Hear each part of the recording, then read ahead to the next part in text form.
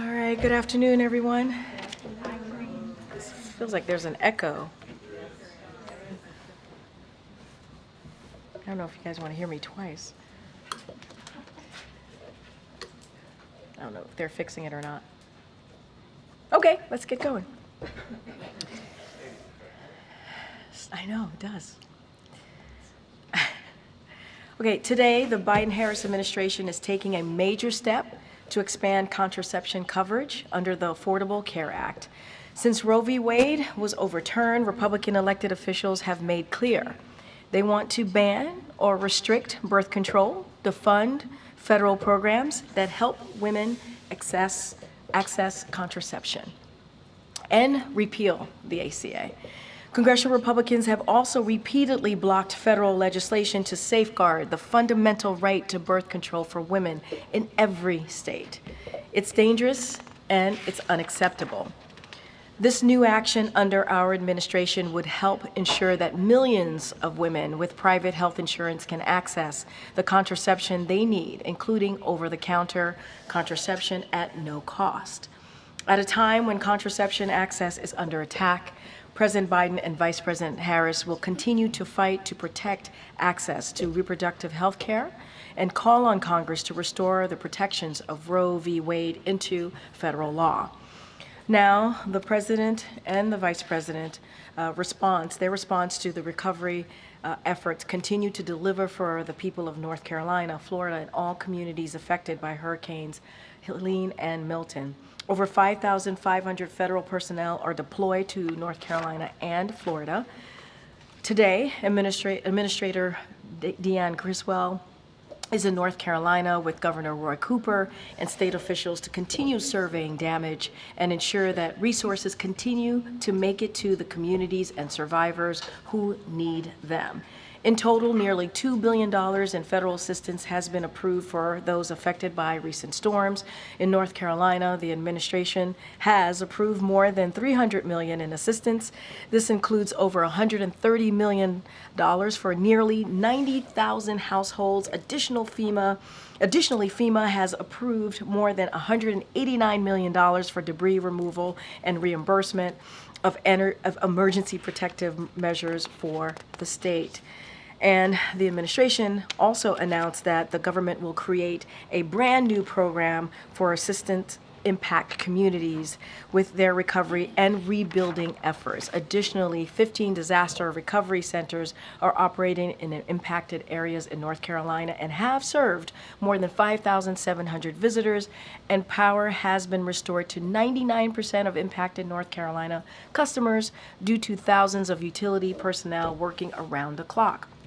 All of this is thanks to the leadership of the President, the Vice President, FEMA, and other administration leaders, and the many state and local officials who have helped ensure a robust and well-coordinated response and recovery effort. We'll continue to use every tool at our disposal to help these communities respond and recover from these disasters. And now, next, we have the First Lady. First Lady Jill Biden is unveiling a new enhanced educational White House public tour for visitors today at the White House. As a classroom teacher for 40 years, Dr. Biden knows that learning has to be engaging and interactive, and that you have to meet students where they are, giving them what they need to spark their curiosity and imagination.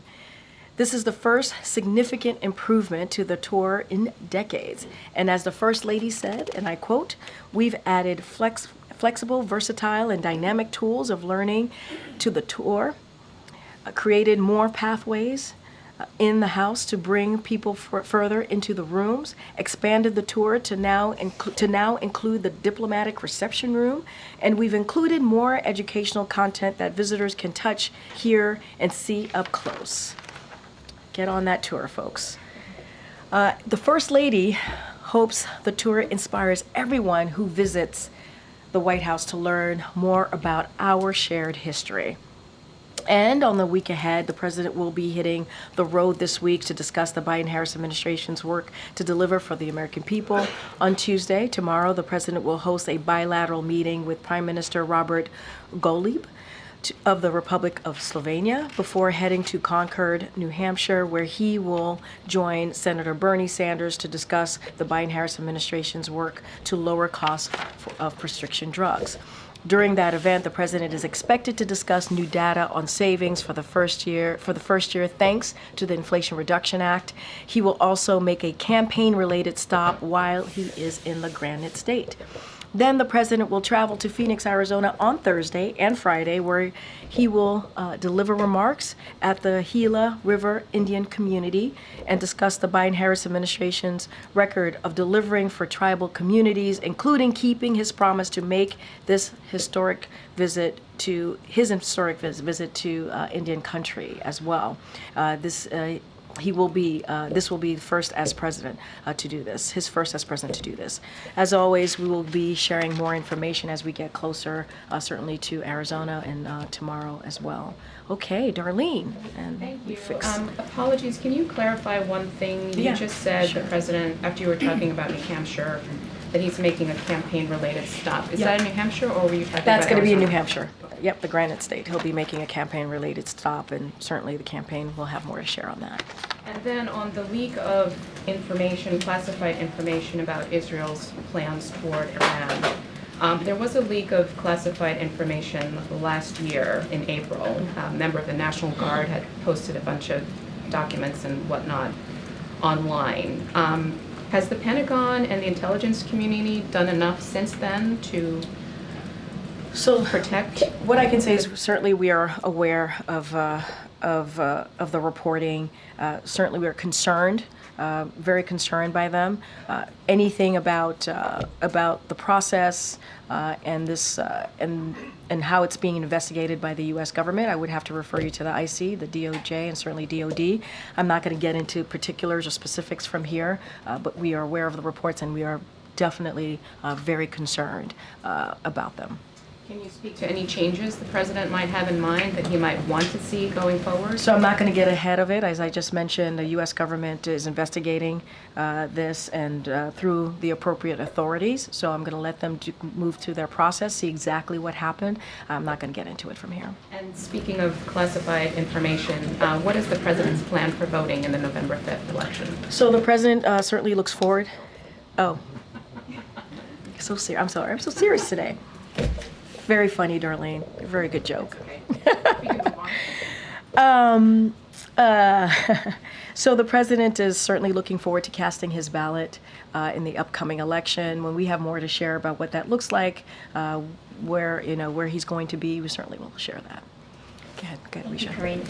So we just heard from Kirby that the White House is monitoring the progress of the investigative effort to figure out how this happened, not whether this happened. But just for the sake of clarity, can you confirm that the documents in question are authentic and do in fact include U.S. classified intelligence? Look, I appreciate the question. Like I said, we're certainly aware of the reports. We are very concerned. I'm not going to get into specifics. I'm not going to get into details. That's something for DOJ, IC, and DOD to get into it, and certainly they can hopefully answer any questions that you may have on this particular matter. But look, as the reports are out there and what we are hearing, certainly we are very concerned by them. They're being looked into. It's being investigated by the appropriate authorities, by obviously the U.S. government here, and so I'm going to let them speak to it directly. Kirby characterized the concern as stemming from the fact that they were in the public domain. So, well, it's true. As he talked about it, the implication was that this was classified information. I'm just asking yes or no, was it? Look, anytime there are leaks like these that end up in the public domain, just reiterating what he said, of course it is concerning. We have the appropriate authorities who are looking into this on our side of things, and I'm going to be really mindful. I'm not going to get into specifics. Was this, classified? Was this not classified? I can't get into that from here. That is something IC and DOD and DOJ can get into it on those specifics. But anytime we see any type of classified information that is leaked and that is out there in the public domain, of course we are concerned, of course. But they can speak to their how authentic, how real, any of those pieces, they can speak to that. I'm not going to speak to that from here. And then just a quick follow-up on Darlene. I know you're figuring out his election day plans, but given the potential for political unrest in the days that follow, will the president be here? Does he plan to be here in Washington in the days that follow the election? So, look, the president is president wherever he is. Obviously the number one priority of this president is the American people. Obviously, the security of the American people is also a priority of his as well. I don't want to get ahead of where he's going to be, if he's going to be here or not. We'll have more to share as we get closer, certainly to November 5th and what his schedule will look like. But he is indeed president wherever he is. And so his number one priority is the American people. Thank you. Get Selena. Thanks, Karine. Elon Musk is pledging to give away $1 million every day up until the election to voters in battleground states. Some experts are saying this is clearly illegal vote buying. Does the White House believe what he's doing is illegal? So I'm going to have to refer you to the FEC. I'm not going to comment from here. Can you talk about how the president's reacting to this in terms of, does he believe it's appropriate? Does he agree with what Governor Shapiro is saying about how this needs to be investigated? I would leave it to Governor Shapiro and the legal authorities to speak to this. I'm just not going to speak to it from here. I would have to leave it to FEC. And if you could just talk broadly about what Trump has also said about making Musk the head of a new government efficiency commission. Does the White House see that as a conflict of interest, given the fact that Musk's companies have so many contracts with government agencies, and it could potentially give them the power to regulate the agencies that hold sway over his own companies? Well, since that's a campaign-related item there, what they're planning to do next, or what it looks like under, and their platform for his campaign, I'm just not going to respond to it from here. Any reaction from the president or White House about Elon Musk's role at this moment in the political discussion? I have no response, no comment on that at this moment. Go ahead, Monica. On the apparent leak of classified information, how concerned is the president about the message it sends to allies about the way the U.S. handles some of the most sensitive top-secret information? Well, what I can say is we take this very seriously, and as I've said many times already, we're very concerned. This is why the DOD, this is why IC, this is why DOJ are all looking into this, and so I would have to refer you to them. And as I stated many times, it's being investigated. We need to get to the bottom of it. We need to get answers before I can give you anything further from here. But it's being investigated by the appropriate authorities. We're looking into it. Are we concerned? Yes. Are we very concerned? Yes, we're very concerned. And so the appropriate authorities are looking into this. And you just mentioned the president's going to be making a campaign-related stop tomorrow in New Hampshire. He has so far only campaigned alongside Vice President Harris in an official campaign event capacity once. We have reporting that we don't expect to see the two of them together in these final 2 weeks. What is the reason for that? Well, I would remind folks that he was in Philadelphia just last week doing a campaign event just last week on his own. And so would remind folks that he was doing that. There's going to be a campaign-related event, as I just mentioned, tomorrow, and there'll be more to come. I think there will be more to come. We cannot forget what we have seen this past couple of weeks. 2 historic hurricanes, right? Let's not forget that. The president was able to, because of his leadership and what his administration was able to do, we avoided a port strike, right? That's something that he was able to do. And there are just many other obviously pressing issues that are not just here domestically, but around the world. And the president has led on those issues. And so the most important thing that the president believes that his job is to continue to be there for the American people, deliver for the American people, and that's what you have seen him do. Now, he's going to be out there. I would say stay tuned. There's more to come. I just mentioned New Hampshire. There's more to come in the upcoming days, and we'll certainly share that with all of you. Finally, former President Trump is in North Carolina today. He was talking about some of the FEMA efforts there. He called the rescue effort, quote, non-existent. He repeated some misleading information about where some of the funds have been directed to. So how concerned is the White House still about what that might do to not just people taking in this information, again, that's misleading, but to voters specifically in key states where the devastation of the hurricanes has been evident. Well, I'm glad in your question you said misleading information, which is true, misleading information that is being put out there. And it's not just from us. You've heard from Republicans and Democrats, right, in North Carolina, who have said, who have made it very clear, by pushing these types of conspiracy theories, they are dangerous, they are unhelpful, and it is not what leadership looks like. I'll say it there like that. And it is a time when you see something like that, these types of hurricanes that have impacted communities the way that they have, both of them, Hurricane Helene and Hurricane Milton. It's time that you bring a community together and stand by each other.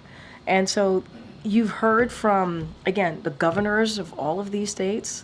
Well, in particular, certainly as we're talking about governor in North Carolina, he spoke to this today, and he said the Biden-Harris administration has responded quickly and positively to our request. The federal government has been responsive to our call for help. That's coming from the governor of North Carolina. We also heard from the mayor of Asheville as well. And so we have seen a bipartisan reaction to this, appreciation for what this administration has been able to do. And the reason we've been able to do this work on the ground is because we've had a good partnership with local and state officials on the ground. And this type of conspiracy theory that's out there, it is dangerous. To your point in your question, it's dangerous, it's unhelpful, and it gets in the way. Again. Secretary Blinken is headed back to the Middle East today. Does the White House have any hope that this trip will be more successful than past trips, given that this comes after the death of Sinwar? Yeah, so a couple of things. I know the State Department, my colleagues over at the State Department spoke to this in greater detail about the Secretary's trip, which starts tomorrow. He's going to be going throughout the region. He's going to discuss the importance of ending certainly the war in Gaza, securing the release of all hostages, alleviating the suffering of the Palestinian people, and he's going to underscore the importance of getting that food, medicine, and other humanitarian aid. It's important to get that delivered to civilians in Gaza. And he's going to also continue to have the discussions that we've been having for the past several months now about the diplomatic resolution to the conflict between Israel and Hezbollah. And so we're going to reaffirm what you're going to see from this trip that the Secretary is having throughout the region is reaffirming our commitment to what I just laid out to our partners across the region. And we do want to de-escalate the tensions and also obviously provide that lasting stability. And that is the commitment that we continue to have. Look, you're asking me, I know your question was, do we think this will have an effect? We believe, and this president believes, when a diplomatic resolution, a diplomatic conversation is certainly key to dealing with issues that we're seeing across the globe. Does the president have any reaction to former President Trump using this rhetoric about the enemy from within, and specifically tying it to former Speaker Nancy Pelosi and Adam Schiff this weekend? Look, it is, that type of language is un-American. It's dangerous. I was just asked about misinformation that we have been seeing during, certainly before the hurricanes hit, and certainly now as after the impact and what we're seeing on the ground, and how we're trying to work with our partners on the ground to make sure we get relief to folks on the ground. And that type of misinformation, conspiracy theories, is only hurtful. And that is not what Americans want to see as a leader. That is not what they want to see as a leader. And it's also disrespectful to our military. To ask our military to react or to do something in such a political, such a political way, we should respect our men and women. They should be respected. They put their lives on the line for us, and we should respect them. And it's incredibly disrespectful to them as well. And so it's un-American, it's dangerous, and it should stop. Thank you, Karine. Is there any latest understanding from the White House on when Israel is going to respond to Iran's missile attacks? Look, I think we've been pretty consistent on that. This is something for that decision. Any military operational decision is up to Israel.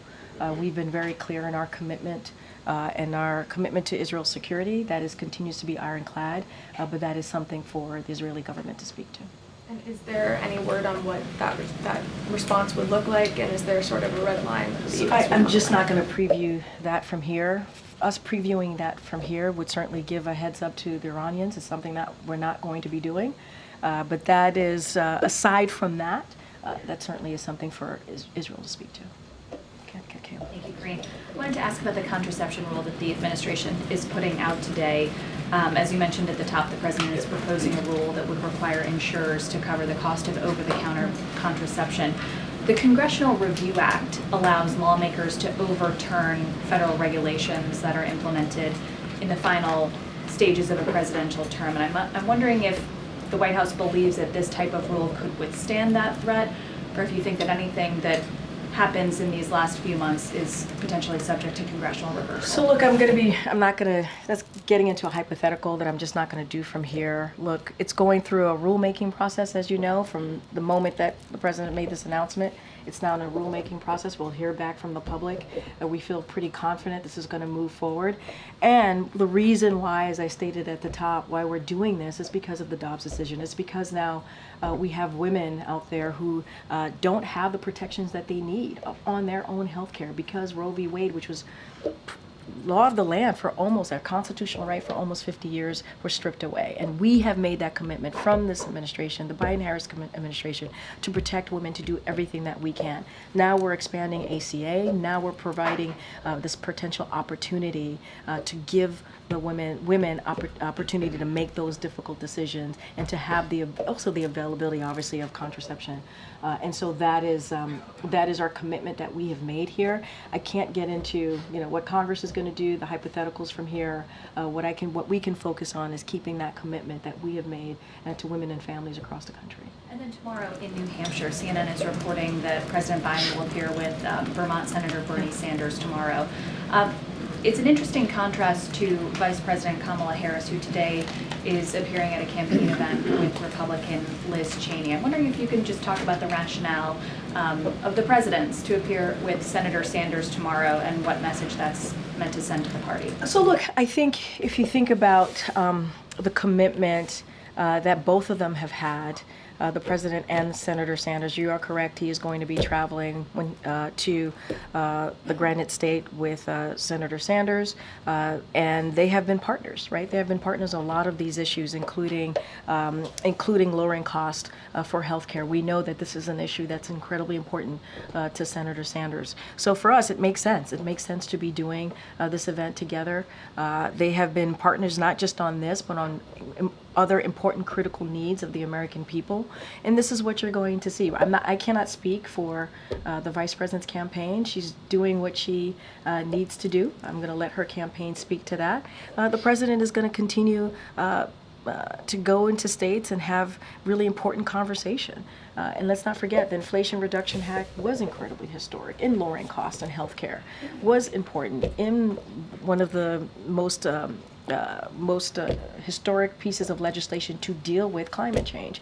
There's a lot there that we believe that the American people need to continue to hear from him. And he's going to have Senator Sanders, which he really looks forward to being in the state with him on that issue.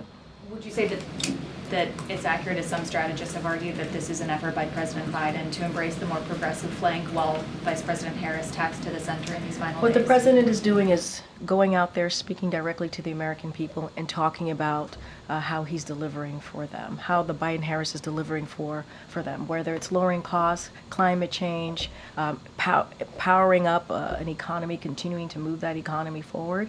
That's what you're seeing from this president, and he's not going to shy away from it. Great, thanks. Zooming out from this breach, which I know that you're not going to discuss the specifics of, but you've had, over the last week, private correspondence between the Secretaries of State and the Pentagon, to Israel, this Air National Guard leak from a year ago on Discord, the investigation into Rob Malley. Is there a problem safeguarding sensitive information? What I will say is the president continues to have complete confidence in his in the agencies, right? Whether it's DOD, IC, or DOJ, and he has complete confidence in them. There is this is being looked into, investigation being done by the appropriate parties, and I'm not going to get into it. I'm not going to get into it. Are we concerned?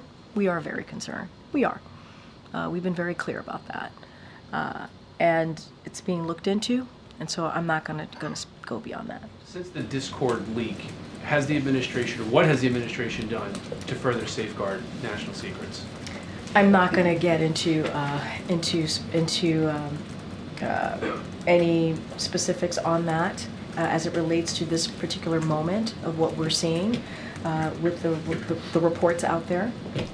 It's being looked into. We are very concerned. DOD, IC, DOJ can speak to this particular incident more broadly, these reports. I just don't have anything else to share beyond And that. do you know yet if it's a leak or a hack? Again, this is why I'm referring you to IC, DOD, DOJ. They can speak more to this, and I would leave it to them. Okay, Sarah. Thanks, Karine. While the president was in Germany, did the issue of authorizing Ukraine's use of long-range missiles deeper inside Russia come up during his bilateral meetings with the Germans or his meeting with the European Quad, particularly given the approval that some NATO allies have provided? Did they urge him to provide support for this? I'm not going to get into beyond what we've been able to share on the readouts. What I can say is that policy has not changed. And we said that. We said that going, I remember saying this at this podium before the president left to go to Berlin, Germany just last week, and said our policy stance on that hasn't changed and it wasn't going to change, and don't expect any announcements. So it still stays the same. I don't have anything to share beyond that, beyond what we've shared in readouts.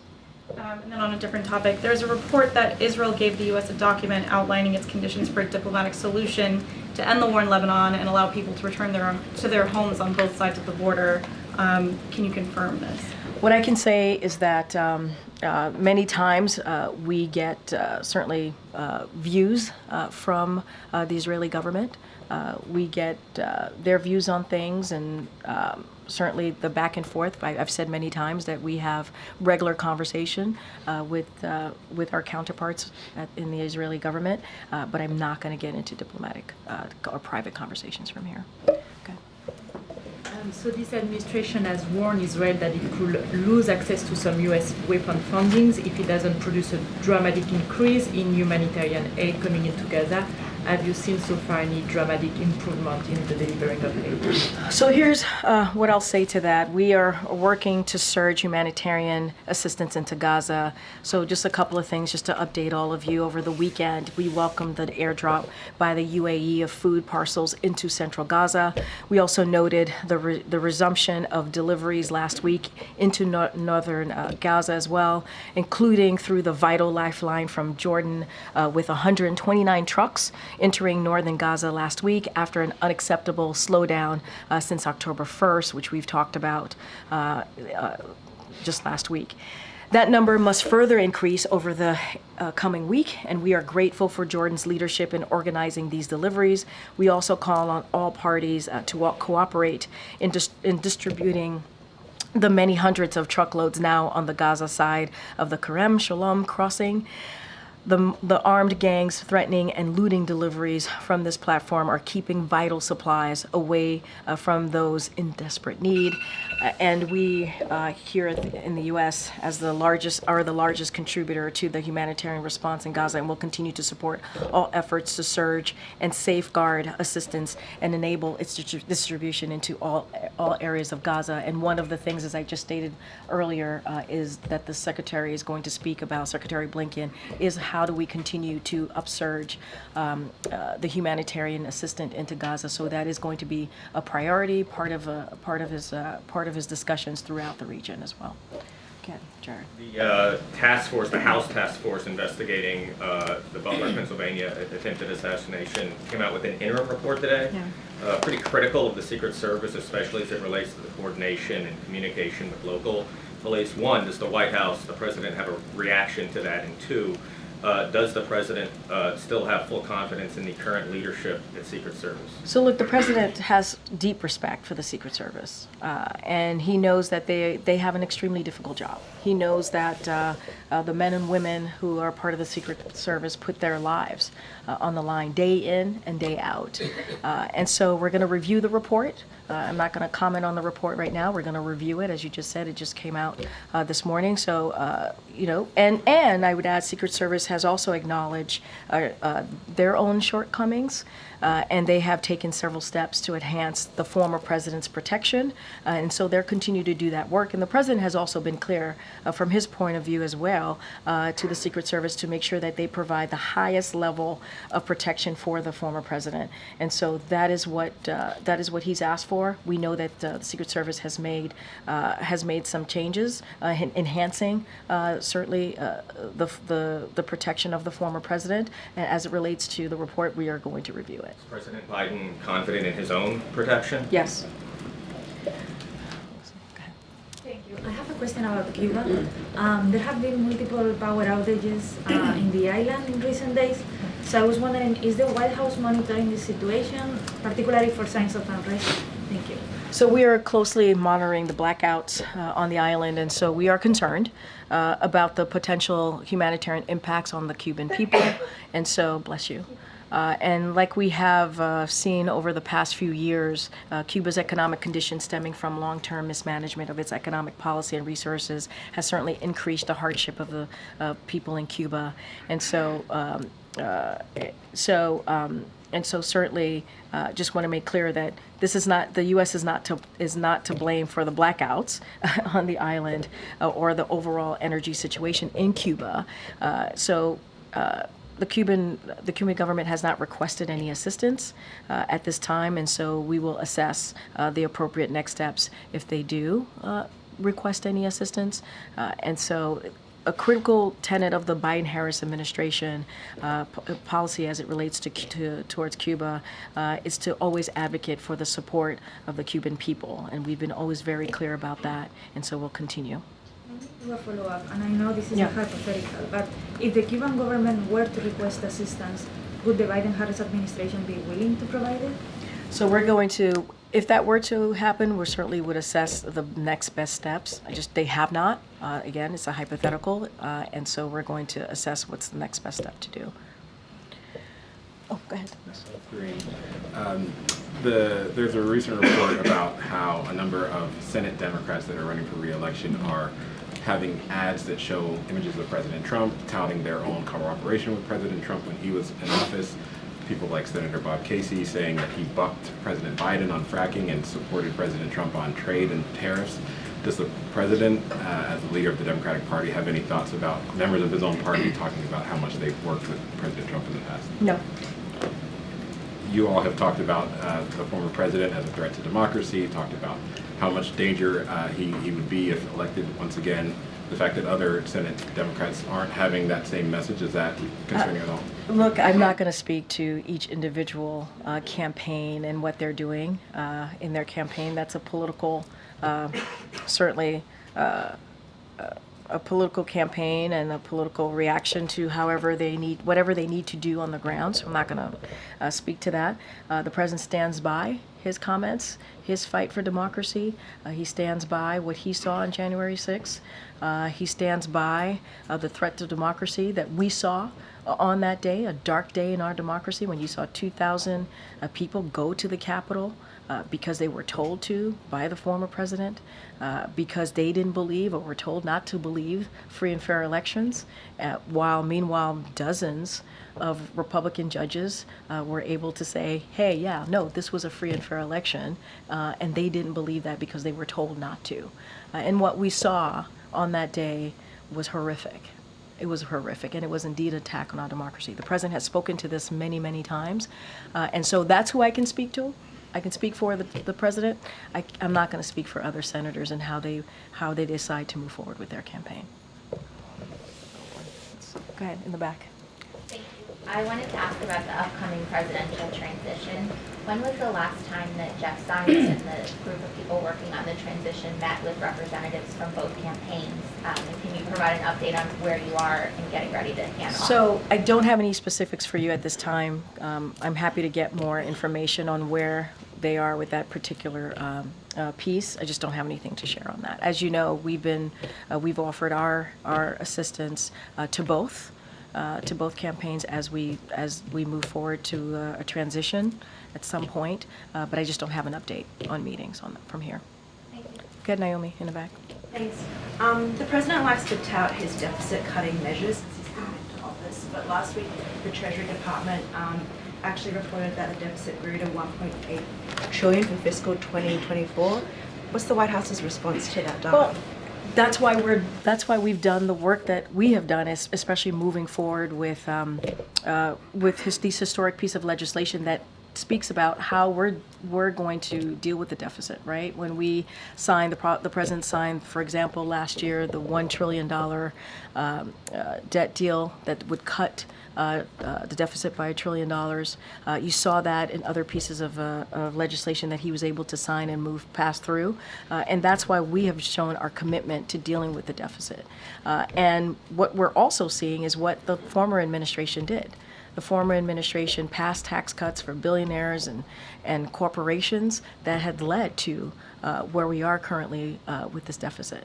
And so the president has done the work and will continue to do the work to try and deal with, as you just laid out, the deficit that we're seeing. And look, what we're trying to do here from this administration is make sure that the economy continues to grow, that jobs are available, continue to grow, that we're lowering the unemployment rate and lowering costs. That is something that this president and this vice president are trying to do. Meanwhile, Republicans are doing the opposite. They want to continue to give these tax cuts to billionaires and corporations.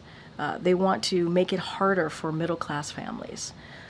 And so there's a difference there. The contrast could not be more different in what we're trying to do and what the other side is trying to do. I think this data sort of plays into public perceptions that Democrats are weaker in handling the economy as opposed to Republicans. But it's not true.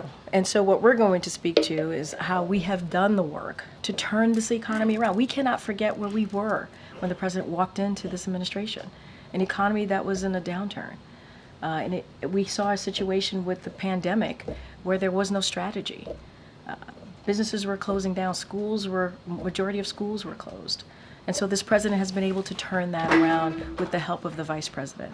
And so this is why we're gonna go to New Hampshire tomorrow. We're gonna speak to the Inflation Reduction Act, what the president and the vice president has been able to do to lower costs, because we understand that there's more work to do. We understand this is, when you think about healthcare, this is incredibly important. You heard the announcement that we just made on contraception, making sure that we're expanding the ACA because that's important to women. And everything that we're talking about, Republicans in Congress, majority of them, don't want to see. They're on the other side of what we're trying to do.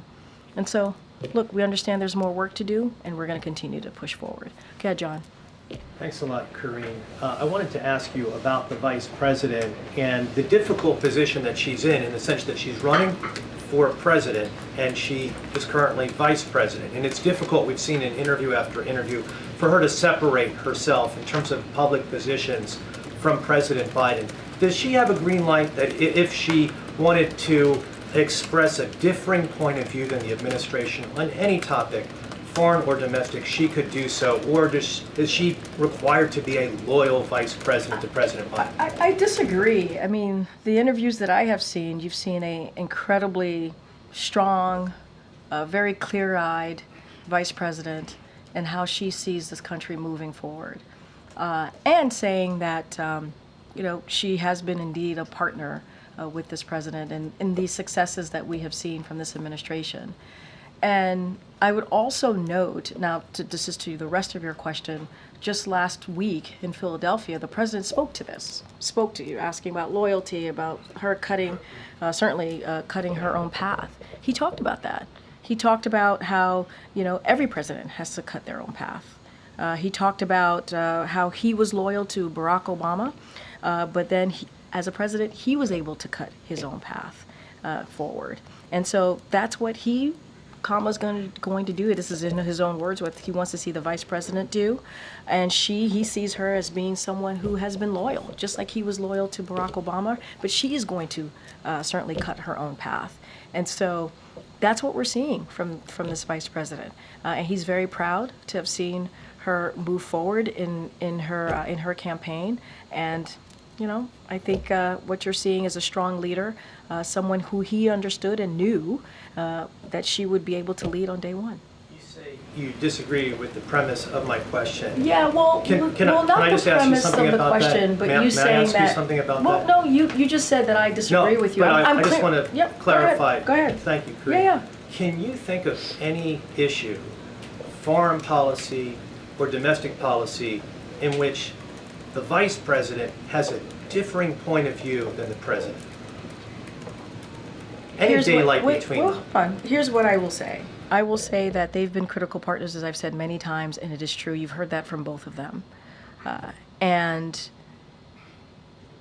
they are partners in the way that this administration has moved forward on many issues, and the issues that they've had to really answer to the American people, because that's what they both care about, is making sure that we deliver for the American people.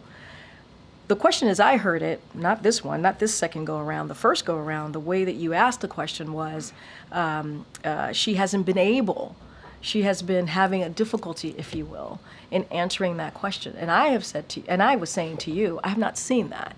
I've seen a vice president who is running for president, obviously, who has showed strength, leadership, and that's what this president has seen as well. He has said this, and cares about the American people. That's what we have seen. That's what many of the American people want to see. They want to see a fighter, and that's who she is. Yeah, Karen. Thanks, Karine. Later today, the president's doing the National Arts and Humanities reception. Can you tell us about that event? Who's going to be honored? Who's coming here to the White House? No, it's a good question. We'll have more to share as we get closer. Obviously, that's about in 3 hours or less. So we'll have more information to share about who's being honored. And you're right, the president's looking forward, and the first lady are looking forward to honoring the attendees today. All right. Okay. So Tuesday, the countries in BRICS are going to be going to Russia for a meeting. How concerned is the administration that this bloc of countries could undermine U.S. economic or trade strength that we have? So, look, what we're focused on is on the working with partners around the world, and to build the broadest and deepest coalitions possible to help achieve our shared goals. That's what we're going to be focused on. We're not looking at BRICS as an evolving into some kind of geopolitical rival. That's not how we look at it, to the United States or anyone else. And so we're going to continue to work with our relationships, our partnerships, whether it's with Brazil, India, South Africa. And so we're going to continue to manage certainly those relationships and with China, for example. And so that's going to be our focus right now. One of the newest members of BRICS is the United Arab Emirates, and on September 23rd, the administration signed a deal with them to develop new AI technologies. How concerned then is the Biden administration that what we give to the UAE will then end up in Russia, China, or Iran's hands through the BRICS agreements? So we've worked extensively with UAE on advanced technology. That is something that we have done, and we've done that for the last 2 years. And so that partnering is moving forward. And we believe it's moving forward in the right direction. So we recognize, and this is why the president did took an executive action on AI. We recognize the potential good, of AI, and look forward to certainly furthering that and solidifying our collaboration in AI as we try to build the safeguards and protections. Again, that's why we did the EO, an executive action on it. But the transfer of technology, I'm concerned about through the BRICS agreement, that the transfer of technology will happen. So look, again, we've worked extensively, really, truly extensively with the UAE, and I think where we're headed, the movement, how we're moving forward, is in a good place. And so this is a conversation that we've had over the last 2 years. And so we're going to continue to have those conversations. We're going to continue to work through this. And so we believe it's moving in the right direction. All right, thanks everybody. Thanks everyone.